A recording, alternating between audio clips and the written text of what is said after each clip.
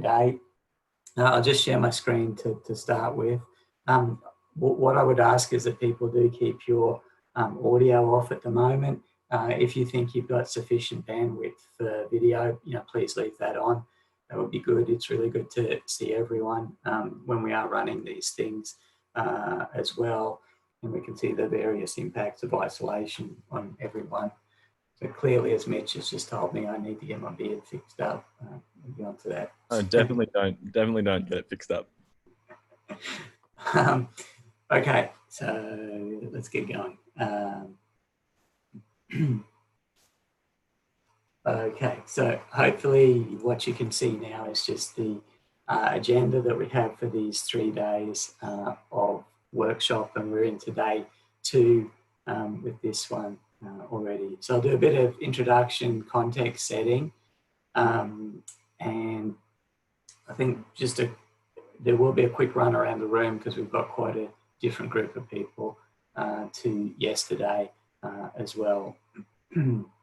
So again, before we begin, I would like to acknowledge the traditional owners of the lands and waters of Australia on which we meet, and just pay respect to their elders, past and present, and current and emerging leaders and next generations. I'd also just like to draw your attention to, if you are able to look at the workshop agenda, it's got the code of conduct for our meetings, which is the Earth Observation Australia Code of Conduct, which is essentially, treat everybody with respect equally. So, and before we get going, I would like to just acknowledge Larissa Marfan, who's the EOGM project officer on this, who's helped us pull together things quite quickly so we could get going. And I'd also like to thank everyone for responding quite quickly to the setup of this. So what I'm going to do now is just change the screen sharing a little bit. So just a summary of where we are and what we're doing here. This is a series of workshops following on from activities that we ran last year to get a sense of what were national and state and territory requirements for Earth observation products and services. The workshop series that we're going to be running, this is the first one, and as you'll see on the agenda, it's an experiment. We're not quite sure how this is going to work, but we needed to get it going and engage everyone. So there will be a chance for feedback after the workshop today. So if you've got suggestions on what did or didn't work and how to do it better, please let us know. So essentially this is what we're looking at doing with the vegetation workshop at the moment. So in August last year, most of you who are on the call here took part in a several days workshop and meeting in Canberra, where we went through and sort of looked at that whole spectrum of activities in national agencies, state and territory, universities and research organisations on using Earth observation data for a whole range of activities. We looked at what people were doing now, what they wanted to do, and what they considered future drivers. That report's up online and you have access to it in your participants folder from that workshop. The key recommendations of that workshop, number one was these sorts of national discussions, or where we can coordinate and collaborate, were extremely helpful, and we should continue doing it, but target on certain activities. And the activities which were targeted to go forward were vegetation in general, land cover and land use, and water, fire, and then topography. So there's going to be a series of, workshop seminars on each of those. Vegetation is the first one. And Larissa's just giving you the link to that online to have a look at. So after we went forward and agreed with Geoscience Australia and the Digital Earth Australia program, who are basically enabling us to do this, the first thing we did was go back to everyone and check what do you still consider the key products and services we need. We ran a survey and we got some key results from that. And you can also access those survey results in your participants folder. We went through them briefly. Tuesday, we had a workshop with a slightly different mix of people, and we went back over last year and then said, okay, let's update it. What are the key activities that we need to pursue to take to operational level at a national scale? And this was for dealing with,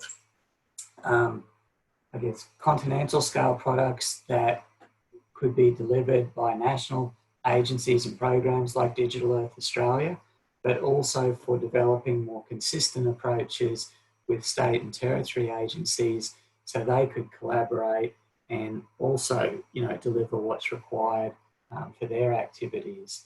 But what we didn't get into yesterday was really the role of universities and research institutions and NGOs, and we'll come back to that later on.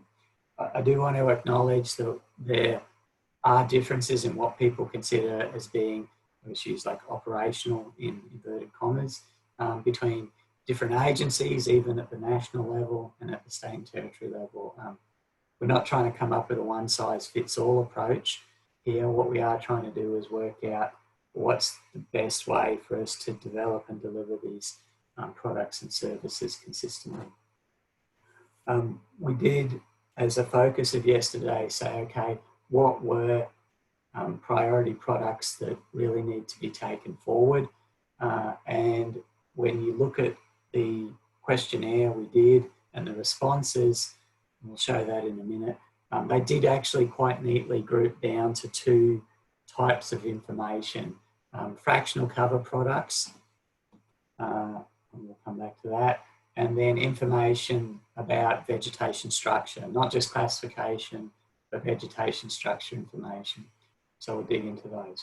So the idea of the workshop for today is, given that we've got a series of products and services that people do want to go forward with, potentially, how do we do that, particularly at a Commonwealth and a state and territory level quite effectively. And then tomorrow we'll deal with the next part, which is what are the future looking needs that we need to focus on in universities, research organisations, NGOs, and also with industry that are required to make sure we can keep delivering all these products and services. So, and then there'll be a summary report after that. So this format of the three workshops is we'll run a similar series for land cover and land use, for looking at water properties and then aspects of fire as well. Okay, so one of the things, this was a diagram I showed you a really poor version of on Tuesday. I did want to go back to it. I know it's not the best diagram, but just to be clear, we're not doing this activity just to figure out what we're going to tip into Digital Earth Australia, nor are we doing it to figure out how to get the states to work together or drive research. It's all of those things. If we're going to use, I guess, all the resources that we have at different levels to keep engaging with and delivering the best possible Earth observation products and services, we need to effectively connect across research, to operational at a range of levels. So the EOGN workshop series is really about how do we make sure we know, what is required, at a national, state and territory level, what's ready to go to that level in those agencies, what's research proven and sitting in research infrastructure to go forward, and what do we need to put in place to drive our universities and research institutions to do work that's going to enable us and be, have an impact and be usable. The main metric now when we're looking at research success in universities and within some research institutions is how the work is actually being used, not just publications and money. There's really a big shift to that, and if we do things the right way here, we can make better use of all the talent we have. So we're about building that whole linkage. Apologies for the small text. This is a more detailed breakdown of what we covered on Tuesday. We did ask people what they considered were their priorities to go to national level, I guess deliverables, if you want, not necessarily how to do it. We asked a couple of other questions. I've taken those responses and they were initially grouped by each person and organisation, and there was a nice sort of split between state and national and research. But they actually do group quite neatly under these headings. So there are what I've termed structural products. So under structural products, you've got a series of different types of information that are related to I guess, vegetation classification or thematic maps that show you, zonations based on structure and form. They also want to know height as well. And there was a woody component to that where people wanted, for woody vegetation structure, height, and biomass. The interesting thing is those product requirements that you can see on the screen were actually across all state, territory, Commonwealth levels. So there is a commonality there as well. The second grouping was fractional cover. And this was something that Juan mentioned yesterday, in that it's not just MODIS fractional cover on a monthly basis or Landsat 8 or Sentinel-2. There's a range of different types of monthly products and then seasonal products and others, that people do need access to, and there needs to be some sort of standardization.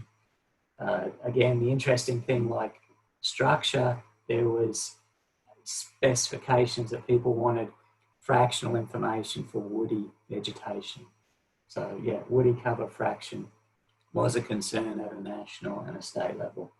The other products list, there was only sort of single requests for each of those, and they've been put into the separate category for the moment because they'll be covered in following workshops. So today we're able to zoom in a bit on these two here.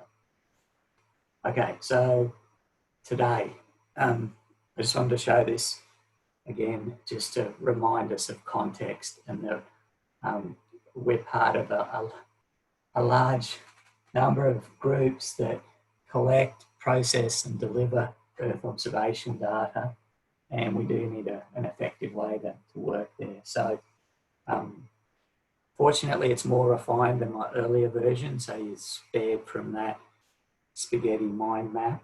But what you can see in the middle sort of lower level, is the different agencies that were essentially in that diagram I showed you before.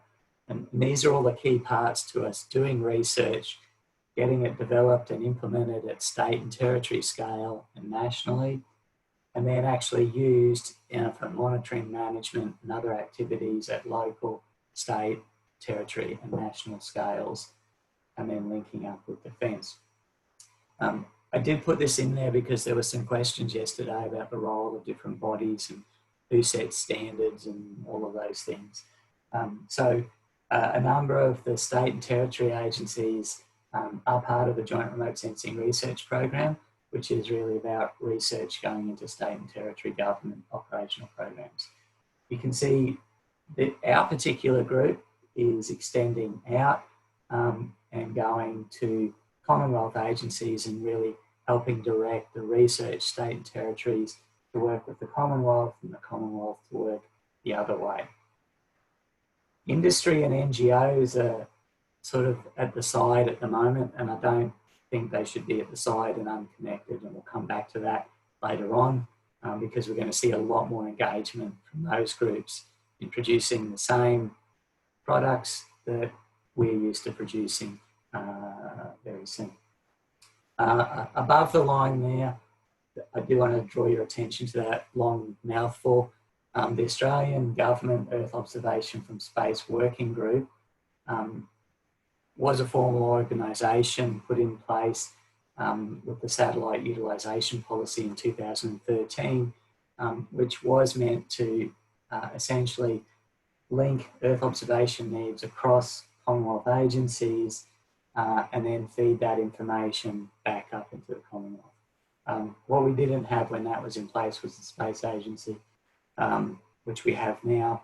Space Agency now has a technical advisory group on Earth observation, which acts in a similar role to this one as well. So, but I don't want us to get lost in those areas at the moment. So at the moment, we're the group which can link across these activities. So, no, I'm not going to go into that. All right, I'm just going to stop sharing my screen for a moment. So the context of today, if we have a look at the outline and then have a look at what we're going to do.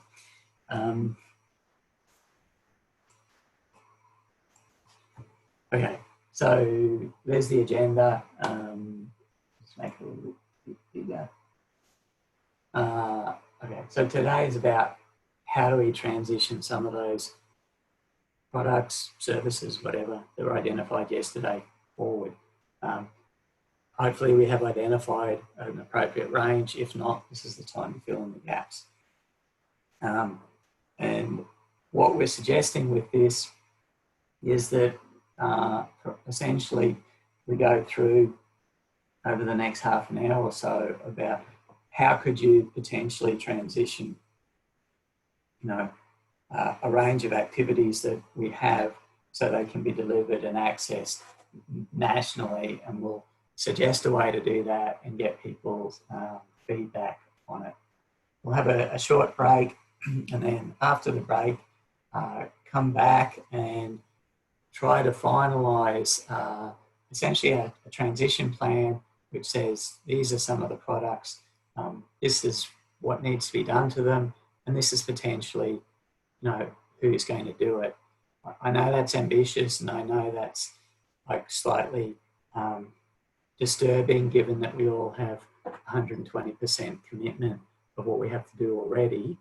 But part of it is also some of these products and activities and services do fit into operational activities, and we're looking at a way to essentially help agencies deliver what they need to do and stay on top of things, hopefully. And then that'll help us lead into tomorrow with future work. So just a flag that today is a start. That's an ambitious goal to get to at the end. Even if we don't finish it today, we'll start the process and keep it going to activate what we've talked about as well. All right, just before we start, I do want to acknowledge Alexis McIntyre, who was going to be running this today, but she got called away to, I guess, government business just before the meeting, and one of those things she couldn't say no to. So normally we would be doing this together. So what I might do is we'll just do a quick run around the room, because there's a slightly different set of people on today, just so everyone knows sort of who you are and who you work for. So those of you that were on yesterday know that was pretty brief. This isn't like a 5-minute expose on things. It's just, let's get to know everyone who's there. So I'm just going to just ask people to talk. So I'll start with Kristen. Hello everyone, I'm Kristen Williams. I'm a Research Director in Living Landscapes in CSIRO Land and Water, based in Canberra, but home at the moment, like everyone. Thanks, Kristen. Mitch? I'm a researcher split between UQ and UNSW, and I'm based south of Canberra in Bredbo. All right. Tash Reid. Hi, I'm Tash. I'm from the Department of Environment, Land, Water and Planning in Victoria, Forest Values Assessment Group.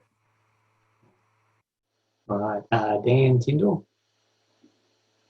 Hi guys, Dan Tyndall here, Science Leader in the Remote Sensing Centre, Queensland Department of Environment and Science and Joint Remote Sensing Research Program.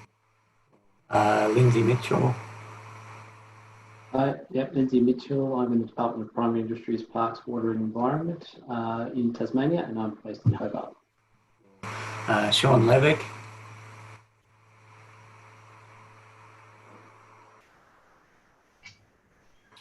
Oh, is your mic on, Sean?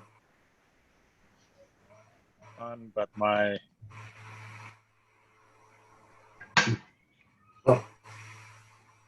Still there?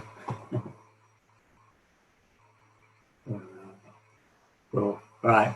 We might come back to Sean in a minute. Matt Miles. G'day, Matt Miles. I'm from the Science Information Technology branch in South Australian Department for Environment and Water, coming to you from sunny Clarendon, where it is not very sunny. Thanks, Matt. Martha Yebra. Hi, I'm Marta Yebra from the Australian National University. Right, Catherine Zidnik. Hi, Catherine Zdunich from the Department of Biodiversity Conservation and Attractions in the Remote Sensing Spatial Analysis Program. In Western Australia, I think, yes. Right, staying, I think, Western Australia, Tom Van Neal. Hi there. Yeah, I'm with Living Landscapes program in CSIRO Land and Water, and also the Earth Observation Science Advisor for the Landscapes Platform intern. Right, Alfredo Huete. Oh yeah, hi. I'm at the University of Technology, Sydney. I'm a professor and also involved in Turn Landscapes, trying to do phenology research, and that's good enough. Thanks, Alfredo. Albert Van Dyke. Hello, Albert Van Dyke with the ANU Centre for Water and Landscape Dynamics. Thanks, Albert. Who else have we got? Wendy Thompson. Wendy Thompson with Western Australian EPA. I deal with policy and leading a state strategy on addressing cumulative impacts, which includes vegetation and state policy on better information for native vegetation. Thanks, Wendy. Robert Denham. Yeah, hi, Robert Denham. I'm employed by the Joint Remote Sensing Research Program through UQ, but based in Brisbane with Des under the Remote Sensing program there. I guess my interest would be predictive modelling of mostly spatial products. Thanks, Robert. Norman Mueller. Hey everyone, Norman Mueller from Geoscience Australia. I'm a Director of Product Development for Digital Earth Australia. Sue Rea.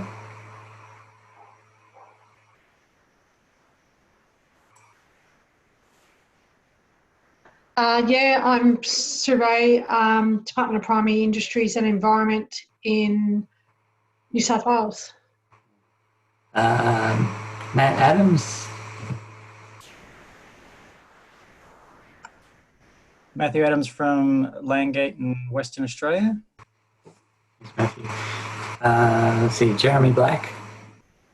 Hi, Jeremy Black, Director of Remote Sensing and Landscape Science in DPI, where Sue works as well, and I'm based in Coffs Harbour, and we look after the remote sensing program within New South Wales and a member of the Joint Remote Sensing Research Program. Juan Gershman. I'm Juan Gershman. I'm a research scientist with CSIRO based in Canberra, where it's sunny and sun is shining, as you can see.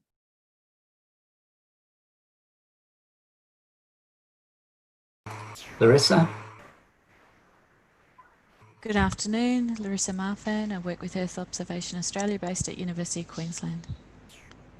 All right, Peter Scarth. Yeah, Peter Scarth, Joint Remote Sensing Research Program, normally a couple of doors down from Stuart in normal times. Right, and see if Sean, is your microphone working again?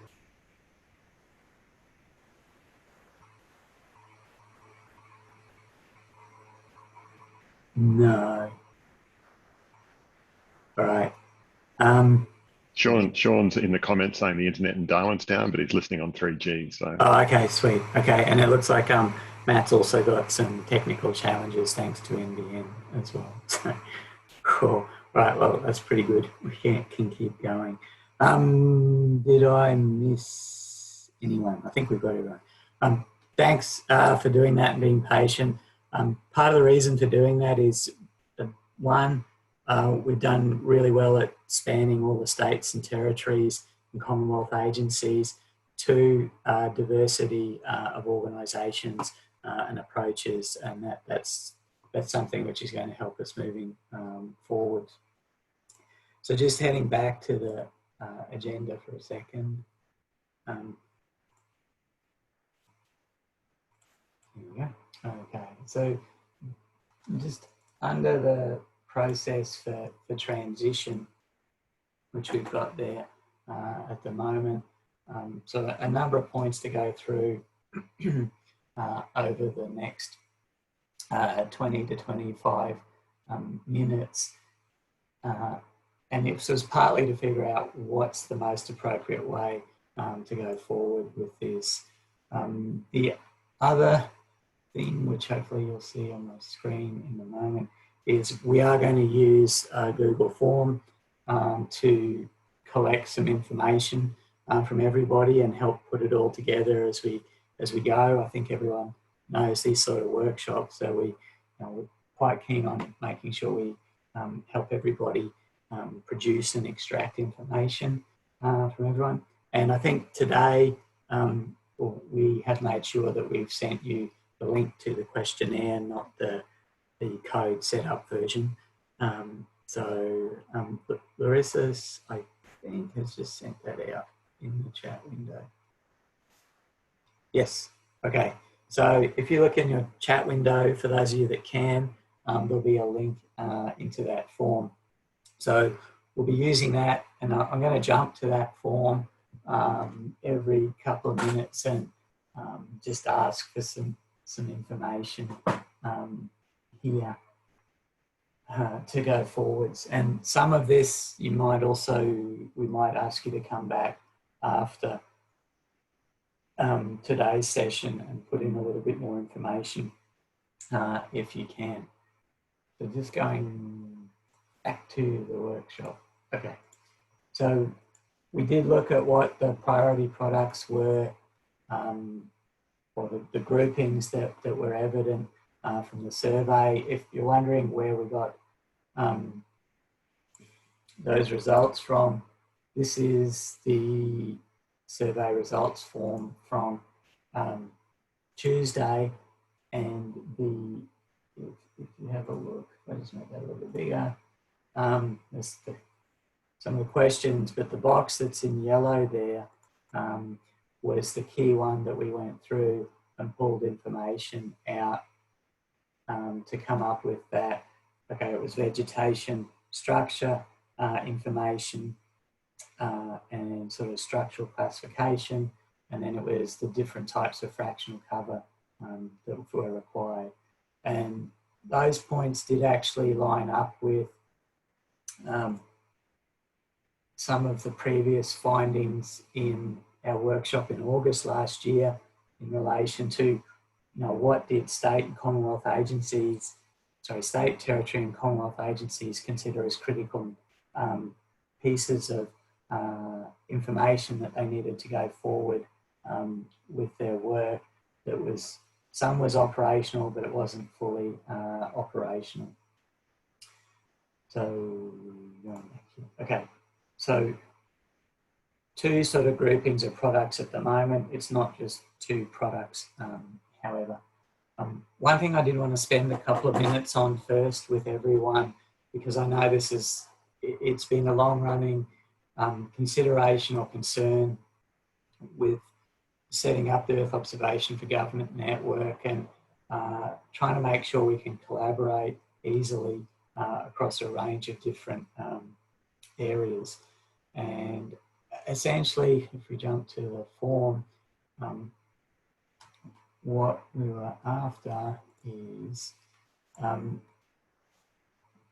this particular question that I'd like everyone to spend sort of 3 to 5 minutes thinking about and putting an answer into is what are the key points or requirements, or if you want terms of reference, for a viable two-way collaboration between Commonwealth agencies and state and territory agencies. If we've got a Commonwealth agency that's going to build on activities at a state and territory level, or you've got the state and territories using Commonwealth information. I mean, is it just a licensing, or if it's, if one group spent 12 years doing the field work and groundwork and the other one wants to use it and deliver it nationally, well, what should govern that interaction? So the questions, particularly at that Commonwealth and state and territory interaction level, for those of you that are in research institutions and universities, what would help with that two-way interaction with government agencies for you to work with them as well. So I don't think there's one solution to this problem. So if I could just ask everybody to spend another 3 or 4 minutes on this, if you can just, if you click on that link that Larissa's sent, put your name and organisation in, and we're not after an essay or a well-formed series of dot points, but what are some key considerations for moving capability from one level to another, or national provision to states and territories? What's going to enable us to set it up easily and keep it going? So we'll get going on that. If you need any clarification, type it into the chat window, or feel free to unmute yourself and ask a question as well, please.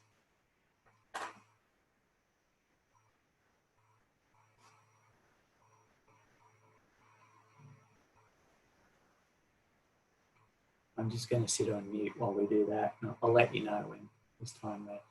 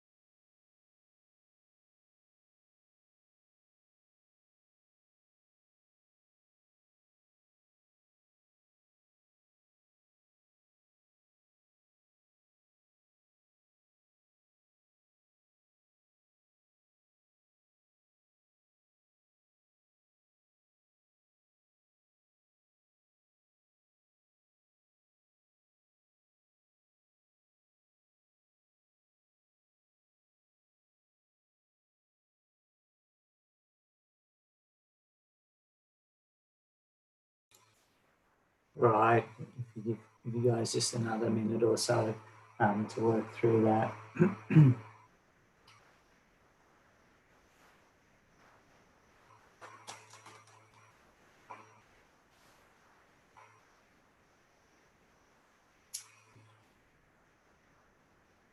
Okay.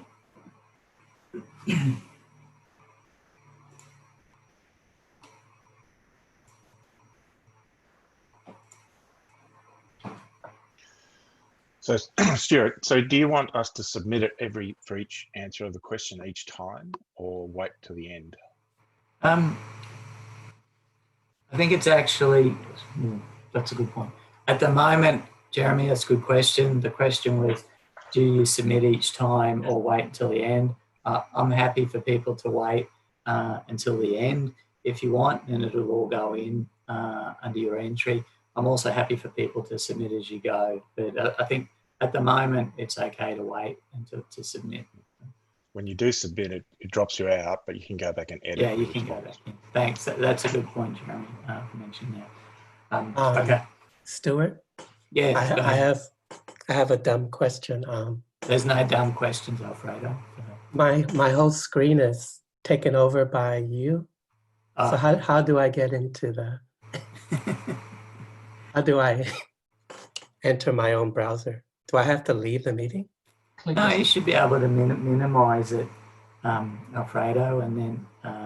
All right, I'll search for that. Sorry. Okay, and actually, if as you're doing that, maybe just also message Larissa as you're going through, and she might be able to help as well. Okay. You may be Hit escape. That worked for me. Yeah, I just grabbed the URL, copied it into a browser, and ran it separately. Yeah. At the top, there's a View Options tab, at least on my version, and you can exit full screen. No, I'll stop sharing my screen for the moment. All right, cool. Oh, good. It worked. Okay.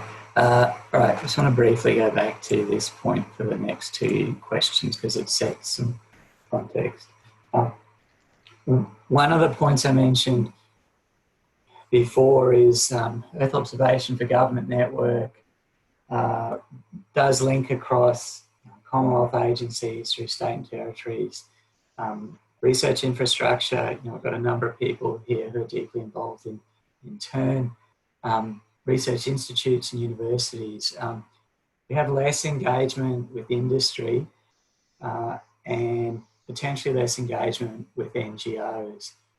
I think a lot of us are quite aware and are also partly involved with some of our larger NGOs here and overseas who are now essentially moving into the position of producing their maps showing clearing, basically showing increases in vegetation cover.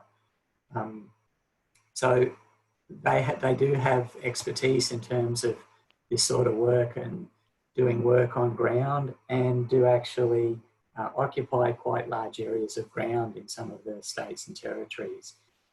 So I don't know the answer to this question which I'm about to pose, but I do think it's something that we need to briefly consider before we start looking forward nationally. And to do that,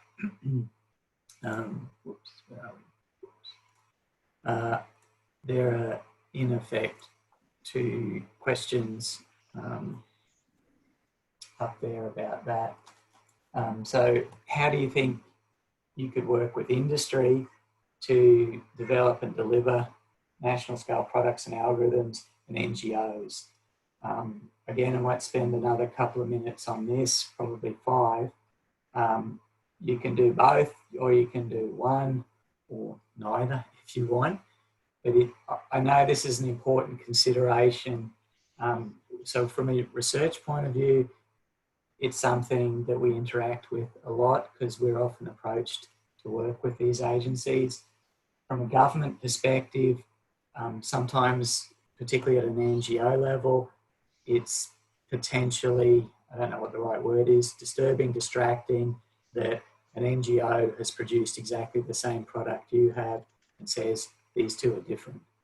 I think that's something we need to bring out and actually start to look at nationally and be aware of it as well. So I don't know how you want to engage with them, but this will help us interact. And so give everyone basically 4 or so minutes to go through that as well. And if people have got comments on this now, rather than putting in text, that would also be helpful as well. Okay, thanks, Stuart. It's Matt here. Your diagram includes industry and NGOs under the Earth Observation Australia banner or box. How well represented do you think, or is Earth Observation Australia enough of a two-way communication activity with them sorry, there's two parts to the question. How well represented do you think industry and NGOs are in Earth Observation Australia? Do you reckon there's like 10% of industry, or is it like 90%? And then secondly, you know, would Earth Observation Australia is it sufficient enough of a two-way conduit to facilitate, you know, conversation, or is Earth Observation Australia more of a one-way information? Right, that's two really helpful questions, Matt. So the first one, when I say industry, I'm just going to clarify that the industry there are single person to two person to multinational companies that take satellite, airborne or drone data and turn it into products and services. So that's the industry. Of that industry, I think maybe around 40–50% in Australia, and that there's nice coverage of that. NGOs, maybe 20 or 30%. And that's partly because some of the bigger NGOs, spatial operations, are based in Brisbane, and that we interact with them. So that's the first question. So definitely not over 50%, and it doesn't include everyone, so it's not perfect. That helps answer the second question, which is EOA it's meant to be two-way, as in we get information out and ask people to provide input, and we operate in that mode. But the reality of it being used is it's probably 70 or 80% information going out and then some interaction going back, and that's something that we do want to build up more as we go along and get resourced better to do things. So does that make sense, Matt? Yeah, it does, and I guess that's sort of the answers that I was expecting. From a state government agency, just from us, I find that one really, really challenging. Classic example is the fires on KI recently.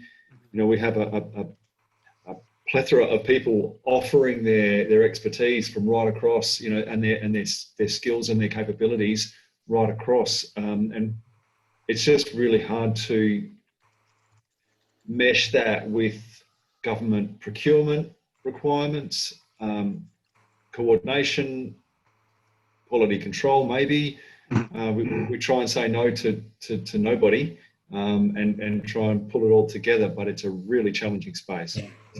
That's a really good point, and I think we're seeing that in a number of areas around the country, with particularly fires, floods and other incidents where this is happening more and more, and there's different versions of things coming out. And it's I don't know the solution to that, but I think it's something as a community we need to work out how to help, you know, government agencies deal with, an industry as well. And part of it is also enabling better communication that look to actually produce accurate, usable, verifiable information. It does require effort, it does require time, it does require money, and that's something that's not understood as well. And that's some of the underlying part of what we're doing as well. So, cool. Right. Any other thoughts from people about the industry, NGO sort of interactions?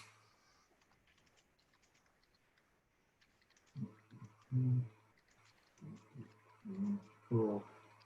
If there's not, I think we'll move on. So I'm just going to stop that sharing, just being conscious of time there. All right. Okay.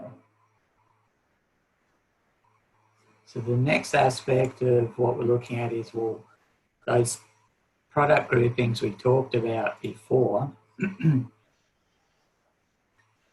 were the two grouped areas where I guess I've taken the prerogative of going, this is what we were told yesterday, here's how they potentially fit together. I do think it falls out relatively neatly, but I guess I also come from the side of the fence which tends to group things up rather than split them out. So I know there'll be different responses. What I'd like to think about in terms of going forwards is there's 3 possible levels that these suggestions came in at. When you look at the responses we got yesterday, our previous survey over the last month, and then our workshop in Canberra last year. Some of these products and services are already being delivered nationally, within Digital Earth Australia, within, Albert Van Dyck Centre's website and delivery. Some of these are being delivered and are accessible. You can download them with metadata. You can bring them in as sort of machine readable services as well. Some of these products which have been suggested work at state and territory level, but haven't necessarily been joined together at a national scale. Some of them have been proven in research to work continentally, but are still sitting in research infrastructure and being used by a lot of groups operationally, which ideally means they should shift into somewhere operational, because research infrastructure is meant to generate, build these activities and get them forward. So those are the 3 levels there that we've potentially got products. How do we actually transition those forward? So what we've done there, and this is essentially looking at, if you don't look at the table down the bottom. Actually, sorry, can everyone see the web page with the questions again? All good? Or is it something else? Yes, we can. Okay, good, thank you. Okay. So there's 3 questions there, and sort of struggled with a way to how do we present this to get input. What we've done is taken what were identified as the main products and services and trying to refine it further based on the slightly different group of people and agency responsibilities. There's the 3 different scales I just spoke about. The first one that says, so for fractional cover products, so that could be Modus fractional cover, Landsat, Sentinel-2, on a monthly basis, or before that, seasonal products, or like longer term climatology products. Which of those are, they're pre-operational, that people know they could be pushed out or should be pushed out to be used nationally and across states and territories. So they're the ones that we know we get, the data sets are being ingested, the algorithms are there, they're just not being delivered in a way that they can be used appropriately nationally. If I continue with fractional cover to the next question, that's like, where are the fractional cover products at a state level or territory level, which only exist for a couple of state and territories, but which could be pulled forward nationally if required. And then the last one, what are some of the new fractional cover research products that people are coming up with, which could ideally be produced nationally as well. So I've just picked fractional cover there as an example. This could also be vegetation structure classifications. It could be vegetation structure products like vegetation height. So what we were trying to identify with those questions is, okay, which ones are ready nationally to go, which ones are sort of scattered across states, which ones are just at the research level. And the intent of doing this is being able, to, when we start to look at the mechanisms to transition forward, from a whole of continent approach or separate states, it'll help us go to what's the best mechanism to actually do it. So Stuart, can I interrupt you yes, for a second?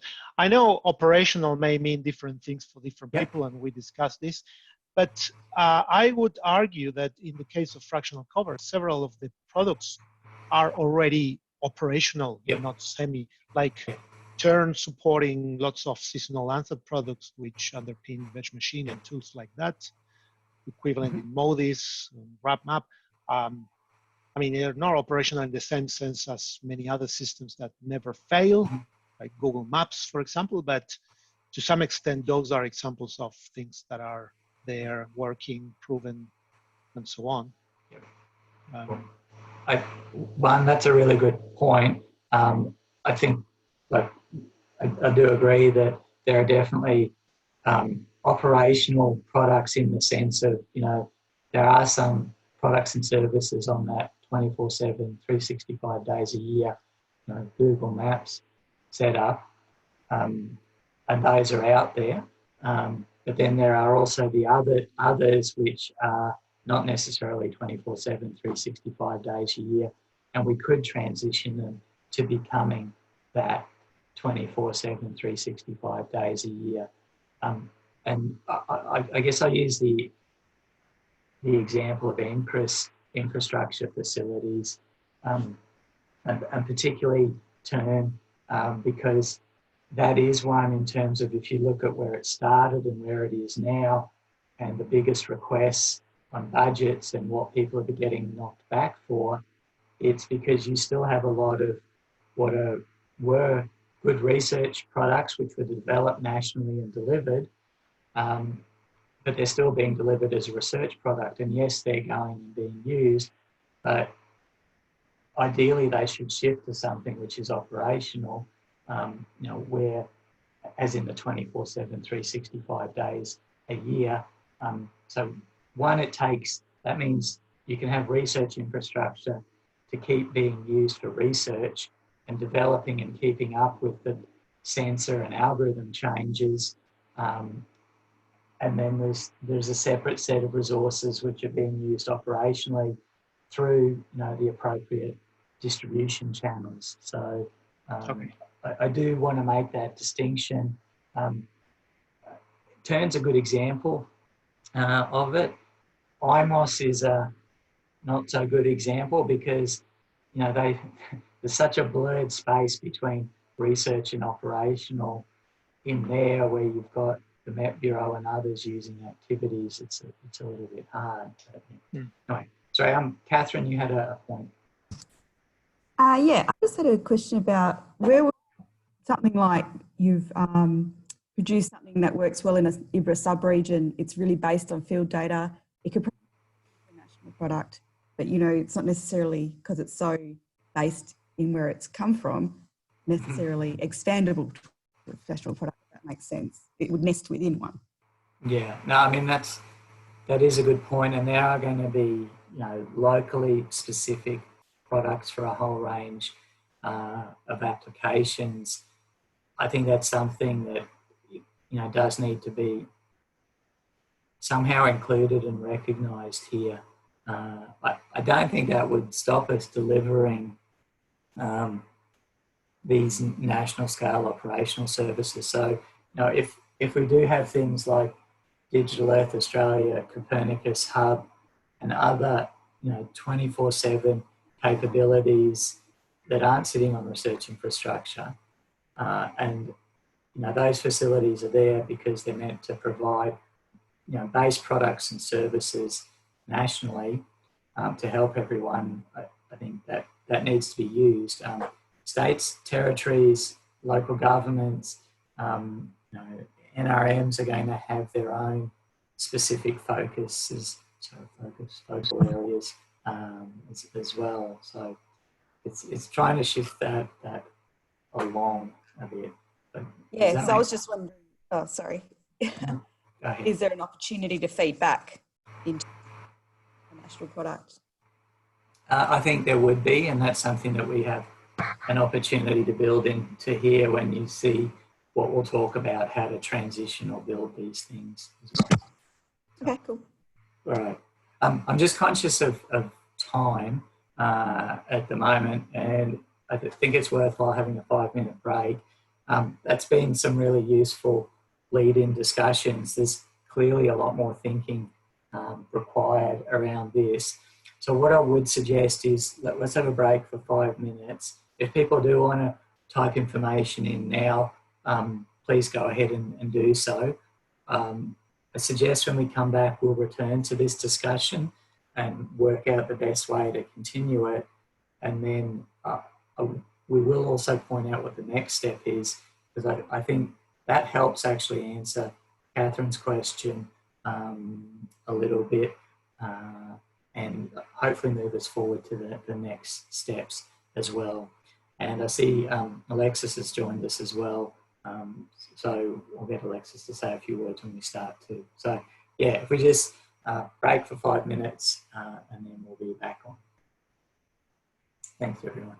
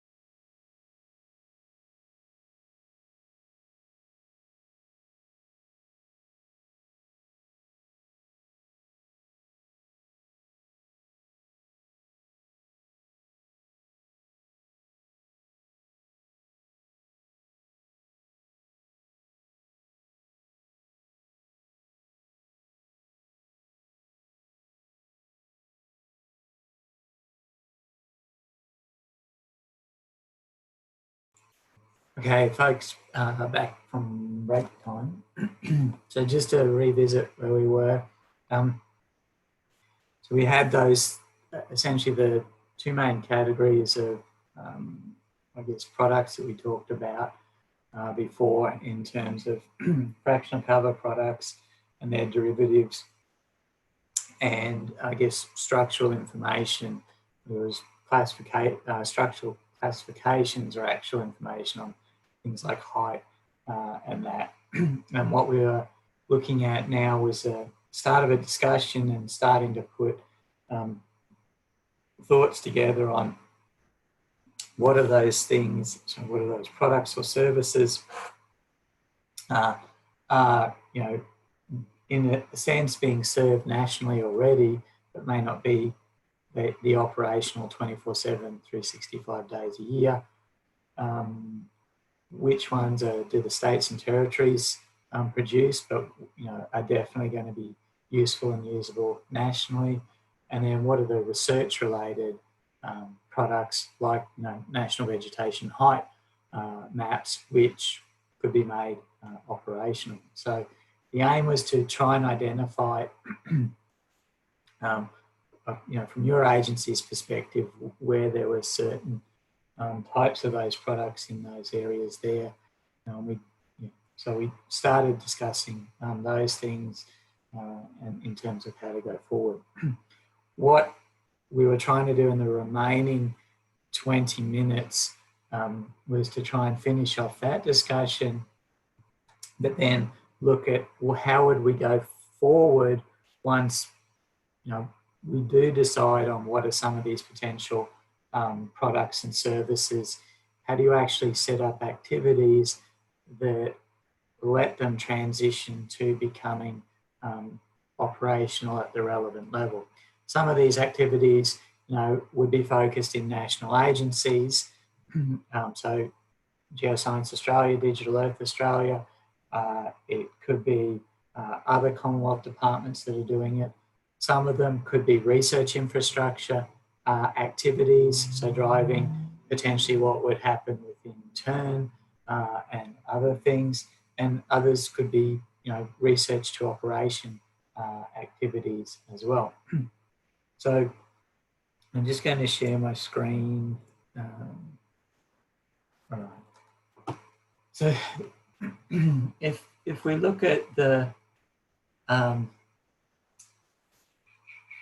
what's on the screen there now, the last question is essentially what we've talked about or suggesting is an approach to transition planning. This is just an example. We recognise that fractional cover comes in a range of different, I guess, forms, whether it's the MODIS, Landsat, or Sentinel. Vegetation structure refers to a range of properties, and then structural classifications do as well. So those the row headings in that table down the bottom can be changed and ideally would be expanded.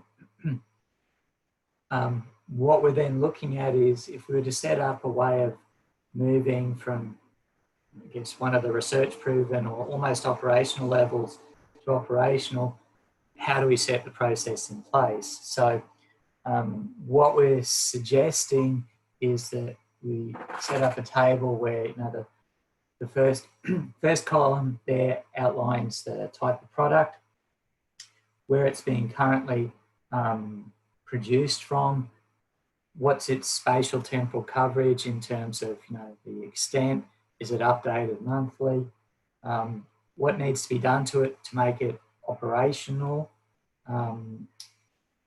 which agency, person or persons would actually do that, when would it happen, and, you know, where would you potentially get money for doing this.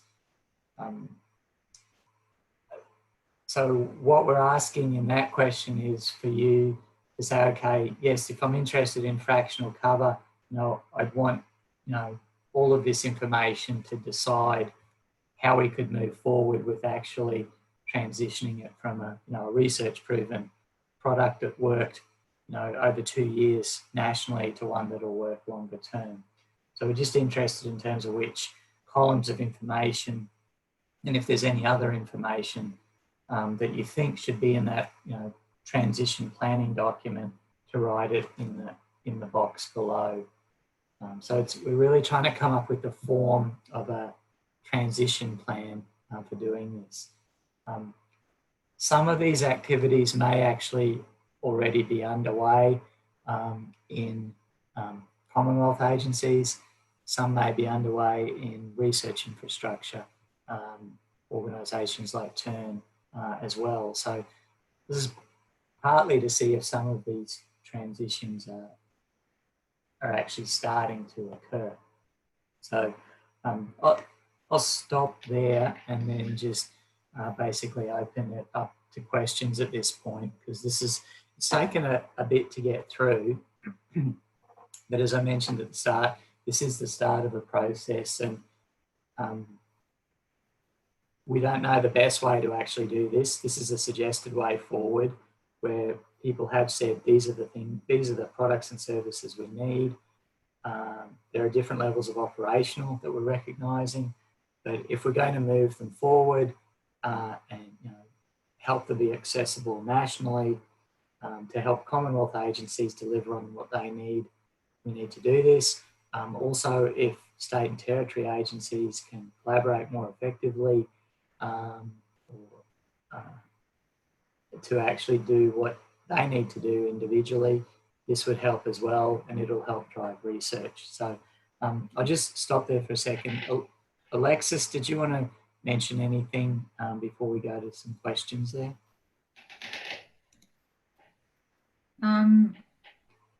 First off, I apologise for missing the bulk of the discussion. So I'm very sorry if I repeat things that have already been covered today. But I guess we've been talking about trying to coordinate more effectively to transition products from research through to national operational products for a number of years now. And I think one of the areas that's kind of become really obvious is it needs a lot of effort and work to actually identify what those information needs are and connect them through to those products.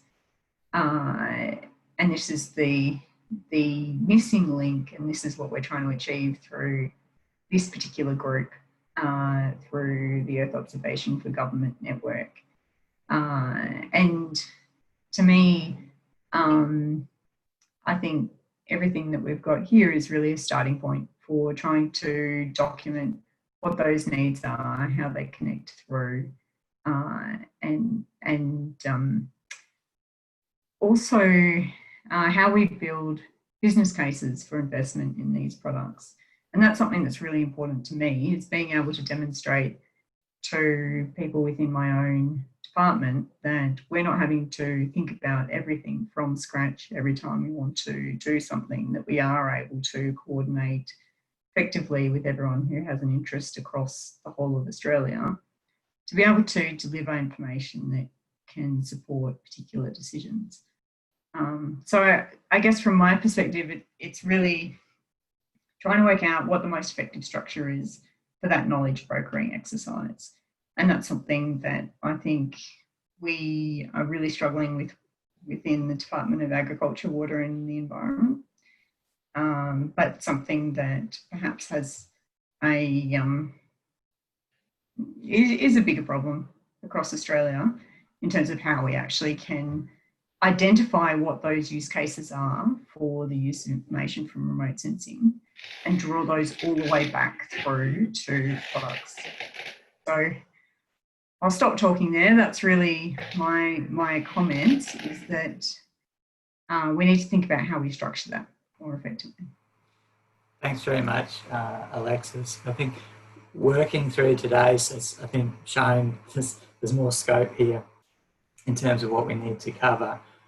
We did move to this shorter meeting format so that we could start the ball rolling on things. And I'm not sure about everybody else, but I think everybody here is probably on Zoom meeting overload at the moment. And days and days of, or a full day on this isn't the most effective way of doing anything. So this is a start to get things going, excuse me, in this space as well.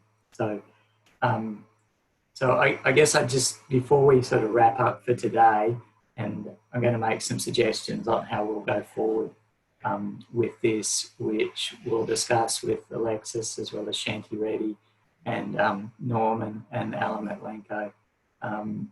It's just to hear, do people have other comments or thoughts about what we've started doing? And please keep in mind that what we said at the start here, this is an experiment to work out how to do this. It is something which is, it is complex, and we can't oversimplify it. And there's the players in this space are also now more than states and territories and research institutions, and that's something we do need to take into account. And because understanding how to interact with those groups, will help our organisations. I think, and Matt expressed that in terms of looking at the Kangaroo Island fires and how do you actually get input from people and use it properly. If it's done the right way, there are quite useful sources of them. So I'll just open it up to the floor now for comments and questions. I'm not going to go through one by one, but either verbally, put your hand up or type a comment into the chat window as well. Stuart, can I jump in quickly? Yeah, go on. Just to complement what Alexis was saying, my opinion specifically around the fractional cover set of products is that we have a very clearly identified need, not just, very strongly pushed by government, state and federal, but also by industry. And the fact that Alexis' department now joined with agriculture may be also very helpful because we have a number of years working with agriculture, and in parallel I've been talking with Norman and Peter about operationalizing the merged Sentinel-2 Landsat. So the point I want to make is that the need is there. What needs to happen is more or less clear, may need obviously some discussion. So, and we are about to get a new project going with the now new Department of Agriculture and Environment together. So I think all the elements are there. We just need to sit down together, define who, when, where. But it's a good timing now, at least for us in CSRO, coming from the new renewed project with the new Department of Environment and Agriculture. So I would suggest specifically on that, we follow this up offline with Norman, Peter, and whoever else may need to be involved, Alexis, and basically we need to make it happen. Thanks, Juan. That's really helpful. Peter's got a comment, and I hope he's going to say what I think he's going to say. I don't know what I'm going to say, but I just want to make the point that it doesn't all have to be about image products here. So, I can sit here and look at the fractional cover of any recent Sentinel scene. I'm looking at WA from 4 days ago, thanks to DEA, because you can compute these sort of things on the fly, I guess. And just moving from what Catherine was talking about before, a couple of years ago, back in, looking at the date, the last commit, 2017, in turn, we built what was called a RAP server, which basically allowed you to perform arbitrary computation on raster attribute tables of the structure and height layer so that ecologists could run a web processing task to customize height and cover and whatever metrics they wanted to their needs without having to actually produce a whole stack of different products all the time. Similarly, we can build monthly, weekly, monthly, seasonal composites on the fly as well, as long as the data is set up appropriately. So I think around a lot of this now, like the computation's moved on and the world's moved on, we don't need to always do this sort of work out what product we want to do, compute it, and then store it somewhere. We can actually do stuff on the fly. I can see Mitch nodding. Earth Engine's a good example of this, where you can build stuff on the fly, but certainly, you know, groups like Sentinel Hub, you know, that's all Lambda based. The stuff that I'm doing with SIBO is all Lambda based, and it's a nice way forward, I think, for some of these things, if you need sort of customization state by state. Cool. Thanks, Peter. Okay, that is a really interesting point, and is definitely what I was thinking about, because we talked about that before.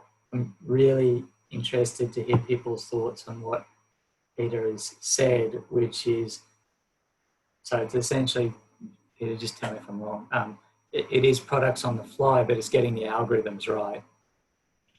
Yeah, that's right. It's getting the base data set up correctly, which Digital Australia is doing really well, and then building the algorithms sitting on top of that can scale.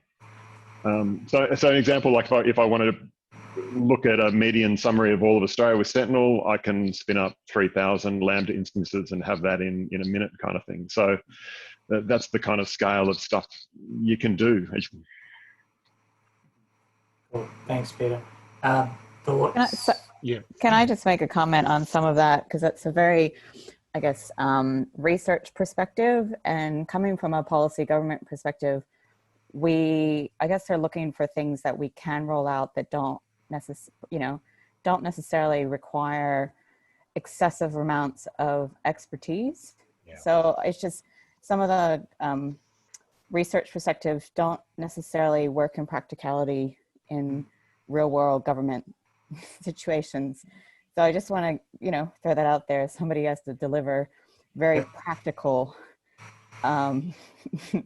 things and convince bean counters and everybody else like that to use these products. So it's, the whiz bang is really great, but we also actually have to think about really getting money to apply and getting bureaucrats to really engage with this to help us in decision making, because the whiz bang is really great, but there are just challenges in getting actual state agencies to utilize these things without being scared off from the fancy stuff. Yeah, I'll echo that too, Jeremy. It's what's your client base? You go to the lowest common denominator. If we're trying to convince landholders, for argument's sake, they don't have this technology. They want something simple, predefined and well understood. And even if we have to do it on a regular basis, if it updates. So I agree. We've got to be very clear about what we're intending to achieve through this. Can I just counter that by saying that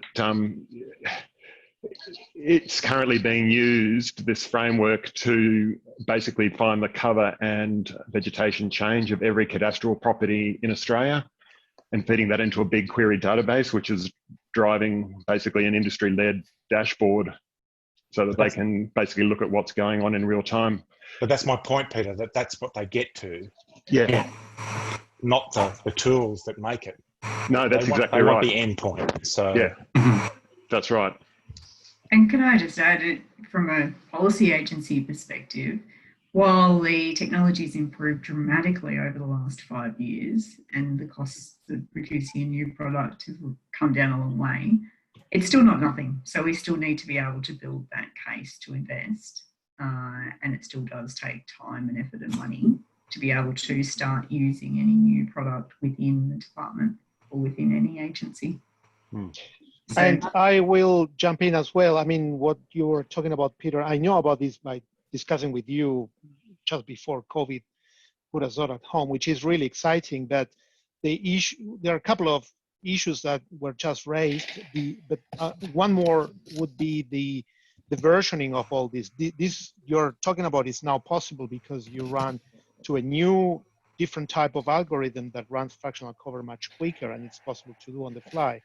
But then it comes off the issue of the version control and what version of fractional cover people are using or accessing to, and that, in my opinion, needs to be managed a bit better as well, so people know exactly which version of the thing they are using. And I understand things can be done on the fly, but because of the comments were just raised, we will need to still live with the new hard copy sitting on disk of the thing, at least for a little while. Yeah, no, I do agree. I can't see government changing to this anytime soon. Industry will leap ahead and use it. And I don't know whether Robert wants to jump in, but there's a lot of work going on within the joint program around versioning of algorithm-based containers that produce these things. Yeah. So I just realised, so Chris and then Norman had raised their hands. Sorry, Chris, do you want to go? Sorry. Oh, you're on mute still, Chris. Did that work? Yes, Yep. sorry. Yeah. At risk of sounding like I've only got one thing in mind, the governance was once again brought to the fore through the bushfires for us in Victoria. We had everything, including military technology, available to us, but trying to, across the department, figure out who was the right person to authorise the use of what imagery and what technology was quite a struggle. And I think in the design that you guys have come up with as a team, the reminding people of where these data sets are and having, I guess, a central point of truth. It's a common thing that's thrown around, but that's one of the values in the space, that it's already a picture here. You know, the people who are sitting here at the table, I wish we would have had a meeting with the DELP executive prior to the bushfires, because they would have been immediately reminded, oh, they're the go-to people for this stuff. I mean, the emergency provisions are written at a federal level, and yet we were still running around for the first week trying to nominate who was going to take the fall, basically, who was going to have to sort this out, you know, so. Wow, okay. I'd echo that, and actually that's where I've been and why I couldn't join earlier, is that I've been having to work through some of our response to the Royal Commission and apply some of that information about data access and who's responsible for which parts. That's a good point. Thanks, Chris and Alexis. Norman, head to you. So I just wanted to add to a lot of different comments. There's that, in that table, there's, you know, operational, that concept, and we've talked around it a fair bit. Can I just suggest that in the table it'd be worth having what the minimum level of operational is? I mean, if I ask for people to put in what is their concept of operational, I know that what I'll get is instant, always on, always perfect. Well, we can't have any of those. We need something which is baseline, which says this is an operationally usable product for my organization if it meets within a week, within a day, something like that, because that then underpins the massive amount of investment that has to go in to actually support that. We spend so much time and money trying to get simple products to what is considered operational and secure and genuine, that it almost takes over everything we do. So it's really worth having your perspective. What is operational? Thanks, Norman. I've noted that. I'll come back to that. Matt, Miles.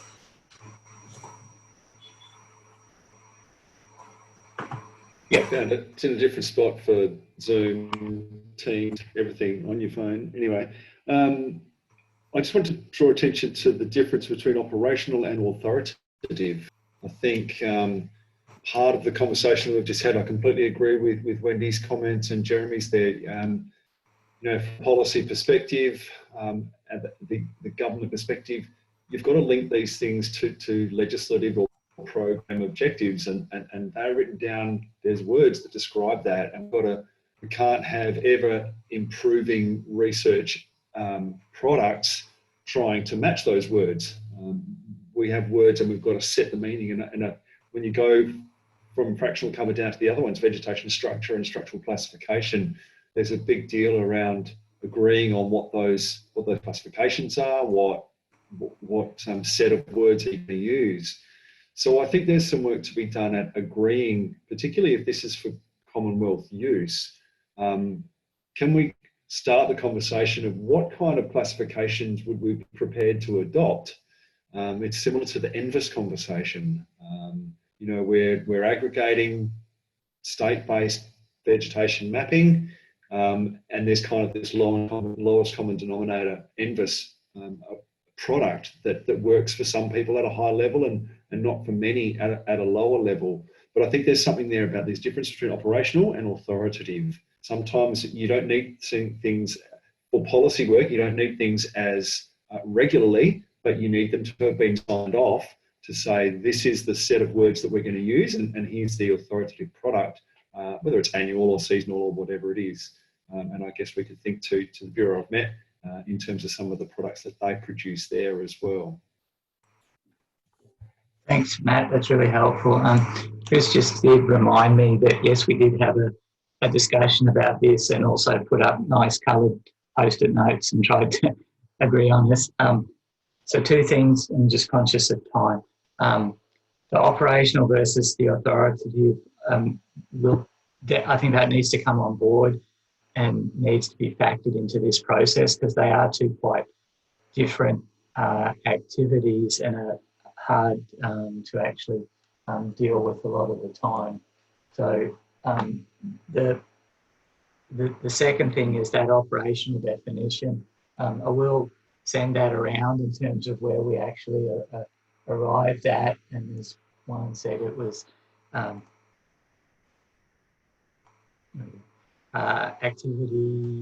Appendix 4 in the report, which is on the screen. So that's where we got to. We summarised things and had those dot points there. I know not everyone might agree with those. I do think we need to revisit that as well. So can I suggest as a way forward, what we'll do is send a summary email about this meeting and say, can you please go back over the questions and provide considered answers to it. We will also include a request about how to modify the table that we were looking at the end there, and particularly taking into account that RACI framework, which a lot of you agencies work to, and industry as well. And then I think we'll use that to drive, I guess, the next stage of this process, which would potentially mean some offline work and then coming back to revise it at a later stage. The meeting tomorrow will be about the research end of things, as in, from when we ran that workshop last year to now, there's been some quite significant changes in terms of data sets that are available, sensors and other plans and projects that are going on. So we just need to line those up again and then basically move forward. And I think I'll end with the point that Mitch has typed in there, which is helping us work together to get the resources and produce what's actually required. So it's operational, but then also there is that way of going, well, here's the authoritative component of it at a national level, and states and territories, it'll be different. And this will fit quite nicely in recommendations that are going to be made in the Earth Observation Bushfire Task Force response, and hopefully will help with when the Royal Commission stuff moves into this area as well. So with that, I actually think we could quite easily talk for a little while longer on this, but I know we've all got other things to do. If you do have any follow-up comments, please feel free to email me about that. I think we do have a survey for people to do just at the end of today, just to give feedback as well, but we will send you a summary email tomorrow about next steps. So again, I really appreciate everyone taking time to do this and being patient with it. I know it is a task that's front and centre for a lot of you in your day-to-day activities, and these discussions are incredibly helpful with understanding what everyone's doing and trying to move forward collectively. So thanks everybody for your time today, and we'll be in touch again later, and then look forward to pushing this to the next step. All right.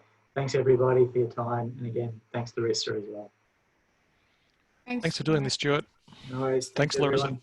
Thanks all.